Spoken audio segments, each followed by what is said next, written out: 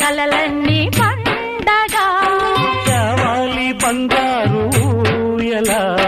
కావాలి మా ఇల్లు కోవెలా రెప్పగా నిన్ను కాచనా పాపగా నిన్ను చూడనా రేపటి ఆశ తీరగా నీ పాపకు జోల పాడనా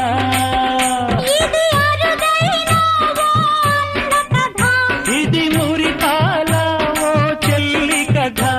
ఇది చెల్లెలే కాదులే నన్ను కన్న తల్లి మామయ్య అన్న పిలుపు